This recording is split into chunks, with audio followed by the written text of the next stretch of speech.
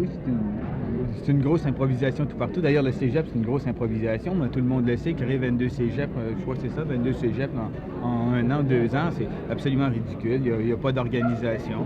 Ils ont donné ça comme un bonbon au peuple parce que on se plaignait parce qu'on n'avait pas de place où aller. Alors, ils nous ont glissé le cégep. Ah, puis les gens, ils sont contents. Ben, c'est parfait. Ils ont le cégep. Pourquoi ils chialent, les étudiants? Dans les 23 cégeps de la province du Québec, on est dans 23 et ça coûte pas mal de millions de dollars. Nous sommes une province forestière. Savez-vous combien il y a de cégeps qui donnent des cours préparant à l'industrie forestière? Il y en a 2 seulement. Il y en a un à Chicoutimi et puis l'autre à Sainte-Foy.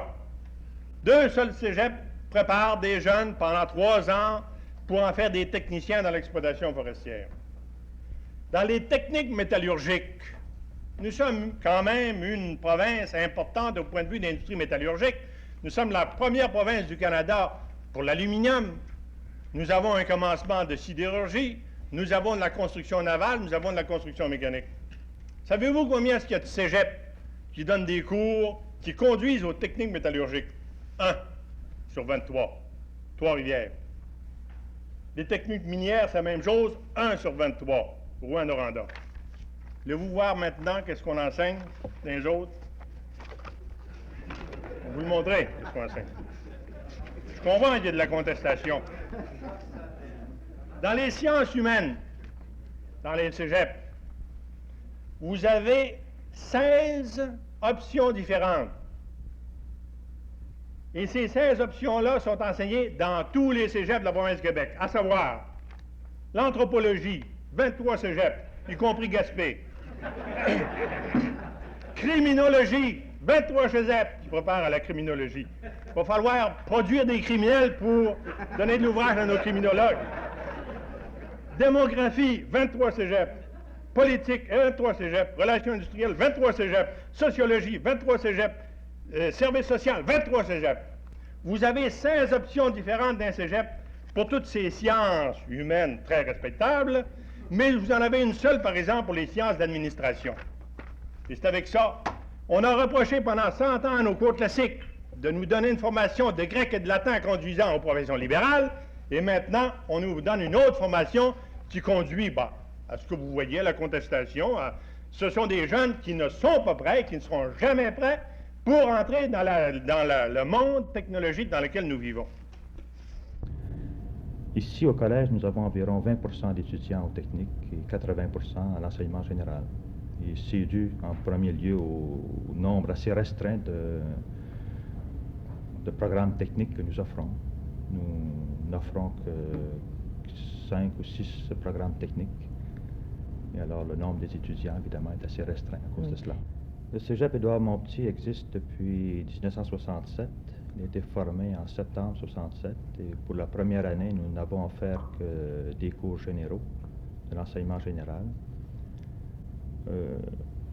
Depuis septembre 1968, nous sommes efforcés de développer l'enseignement professionnel et dès septembre cette année, nous avons offert des cours en électrotechnique, en aérotechnique, des cours également en technologie dentaire. Alors, dans le secteur technique, c'est vraiment des expériences nouvelles. C'est tout nouveau. Dans le secteur technique, c'est tout nouveau pour le collège, certainement. Et nous avons dû partir à zéro. Et il y a eu des efforts qui sont faits de ce côté-là. Et nous voulons prolonger ces efforts-là pour l'avenir également. Nous songeons justement à former un cégep qui offrira principalement des options techniques. Nous aimerions pouvoir arriver à une proportion, disons, d'environ 60% de technique au collège. Est-ce que vous êtes contente du cours que vous avez choisi, mademoiselle? Je suis très contente parce que c'est un cours professionnel qui nous ouvre 2 options, soit l'université ou le marché du travail. Alors, on peut dire que les gens qui sont professionnels sont des personnes qui ont bien choisi. Parce qu'elles vont avoir 2 orientations après. Et surtout pour une fille en aérotechnique, il y a tellement à faire. Il n'y a jamais eu de fille en aérotechnique avant, c'est la première année qu'il y en a. Ça veut dire que toutes les portes, toutes les carrières pour les femmes en aérotechnique sont ouvertes. On va être les premières diplômées ici. Mais comment êtes-vous passé de l'école normale, qui est quand même plutôt dans dans le secteur des humanités a un désir de vous lancer dans un métier technique? Bien, l'école normale, je crois que le cours est assez minable comme il est là, parce que je crois pas qu'en sortant de l'école normale, on puisse se permettre d'aller enseigner dans la 11e année puis dire qu'on a une formation adéquate pour parler aux étudiants puis faire affaire avec eux. Parce que l'école normale, il me semble qu'en sortant de là, c'est un recyclage, il faut aller à l'université. Et puis les secteurs techniques dans les cégeps, ils sont pas traités en parents pauvres, ils sont pas minables, comme vous dites? Non, c'est très bien, en tout cas la technique dentaire. Je fais en ce moment ma 2e année de cégep et l'an prochain, je m'en vais à l'université en physiothérapie, si je peux entrer. Et quelles sont les raisons de votre choix? Disons que mon premier choix, mon idéal, ça aurait été de faire ma médecine, mais je pense que, d'après moi, la médecine, c'est plus une branche, c'est une branche qui est difficile pour une femme, surtout pour pratiquer après. Pas nécessairement pour faire ses études à l'université, mais pour pratiquer après, parce que ça demande beaucoup de temps. Non, je trouve pas que c'est plus difficile, seulement il y a peut-être des préjugés qui existent pour les femmes, surtout aux universités dans notre régime aujourd'hui, mais j'ai quand même confiance que je pourrais faire ma médecine spécialisée même. Et puis 60% des gens qui sont sortis, les premiers qui sont sortis du cégep l'an dernier, n'ont pas pu s'engager dans leur profession. J'ai des amis à moi même qui n'ont pas pu trouver d'emploi. Alors le problème, il est là, il se situe à ce niveau-là. Il ne se pose pas en termes de choix, il se pose en termes de débouchés. Alors on va faire des chômeurs instruits, c'est ça qu'on va faire. Alors pourquoi on ira au secteur technique plutôt qu'au secteur général, qui lui nous conduit vers l'université et possiblement, disons, d'ici à ce qu'on fasse peut-être un changement, un bouleversement social, où on inversera l'ordre des choses parce que, disons qu'ici, l'industrie n'existe pas. Alors la recherche encore moins. Elle est faite par des Américains. Bien, non, moi j'avais commencé par faire mon cours d'ingénieur. J'ai fait 1 an de génie. Et puis principalement parce que le système disait que les ingénieurs c'était excellent. Puis aussi par intérêt, je voulais faire un peu d'argent assez rapidement. Et puis je me suis tanné. Alors j'ai décidé de faire mon droit parce que je sens que j'aime ça. Vous n'avez pas songé du tout au secteur technique? Le secteur technique, j'y ai pensé, mais dans la première année, c'est certainement moins bien organisé. Il y a plusieurs branches qui n'étaient pas encore fondées dans un cégep. Et moi, j'aimerais savoir pourquoi il y a si peu d'étudiants des cégeps qui ont choisi l'option professionnelle et technique, alors qu'on avait prévu que la société a tellement besoin de techniciens spécialisés, que ce sont des carrières d'avenir. Qu'est-ce qu'ils font les jeunes, d'après vous? Disons, les jeunes sont intéressés par le niveau universitaire. Disons, c'est une découverte nouvelle des études qu'on a présentement. C'est pour ça, moi, il me semble que les jeunes, vu qu'on est, disons, un bon nombre, ils ont été intéressés par les carrières universitaires autrement qu'anciennement, disons, parce qu'anciennement, les gars qui vont à l'université, ça lui coûtait des frais énormes. Et maintenant, disons, on peut avoir des bourses, on peut avoir des prêts, disons, une certaine aide qui peut nous donner une chance d'aller à l'université. Est-ce que vous pensez que les professions nouvelles, les professions d'avenir sont plus du côté professionnel et technique que du côté des professions libérales? Bien, c'est que normalement, selon les prédictions, c'est que ça devrait être 70% technique et 30% général. Et actuellement, c'est exactement le contraire. Comment expliquez-vous ça? C'est peut-être dû au manque d'efficacité actuellement du ministère de l'Éducation à préparer des cours adéquats pour ceux qui vont dans les techniques. Ils ont encore à suivre des cours de général de toute façon.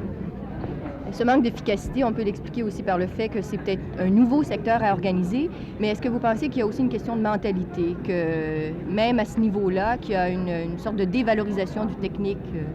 Ça, c'est certain. La mentalité des gens actuellement, c'est qu'il y a encore une pensée libérale dans le Québec, qui tend à disparaître, mais qui existe toujours, qui va peut-être, dans 3 ans, 2 ou 3 ans, l'histoire sera renversée, ça va être 30% général, 70% technique. Alors, il y a encore des progrès à faire dans l'organisation des cours techniques dans les cégeps, dans les contacts avec l'industrie. Mais il y a peut-être de la publicité à faire, parce que le cours de technique dentaire, je ne savais pas qu'il se donnait ici. Quand je suis arrivé ici, on commençait à faire la publicité pour le cours. Et vous, dans votre milieu, est-ce qu'on était déçus que vous choisissiez une carrière technique? Ah non, pas du tout. Pas du tout. On n'a pas influencé votre choix, on vous a laissé libre? Oui, on m'a laissé libre. Moi, je pense qu'il n'y a pas une orientation suffisante de la part du publicitaire ou propagandiste du côté technique. Parce que je me souviens, il y a quelques années, on voyait partout des panneaux publicitaires du gouvernement qui disaient rendez-vous à l'université, aidez votre pays, ou bien faites 1 an à l'université, augmentez de 1 000 $ votre salaire.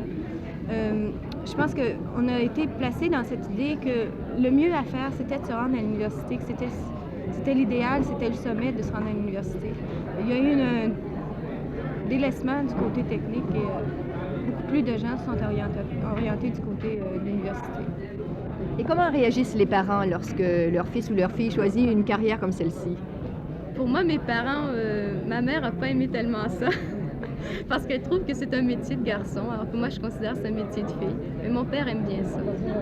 Oui, moi aussi. Ça faisait 4 ou 5 ans que je m'intéressais à l'aviation avant. Et puis quand j'ai choisi ça, j'en ai parlé à beaucoup de monde, des anciens professeurs, et puis ils m'ont conseillé de prendre ça, puisque ça m'intéressait. Est-ce que vous croyez que vos parents auraient préféré que leur fils devienne avocat ou dentiste ou médecin plutôt que technicien dentaire?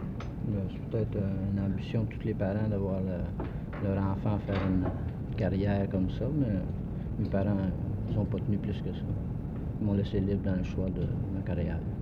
Est-ce que vos parents vous ont influencé dans votre choix? D'aucune façon. Et comment vos parents auraient-ils réagi si vous aviez choisi l'option technique? Ah, il aurait bien aimé ça, là, franchement. Mais il aime bien ça aussi que je fasse le droit. Il voulait que je me place les pieds. Alors j'essaie de me placer les pieds malgré toutes les petites embûches qu'on trouve dans le système d'éducation. Parce qu'en passant du génie, j'ai été obligé de revenir, alors j'ai perdu 2 ans. Alors on perd passablement notre temps à faire des cobayes pour le ministère de l'Éducation. Quelle est l'attitude de vos parents devant votre choix? Mes parents sont très, très fiers. Ah oui, ma mère est très fière. D'ailleurs, c'est ce qu'elle a toujours rêvé, d'avoir un médecin dans la famille. Je crois qu'il y a peut-être un manque d'information également au niveau du secondaire. Parce que le travail du technicien maintenant, ça se fait sur papier la plupart du temps. C'est plus comme autrefois. C'est un point à considérer maintenant. Parce que dès qu'on parlait de technicien, c'était le gars qui était sur sa machine-outil et qui fabriquait des morceaux. Maintenant, c'est plus ça. C'est vrai.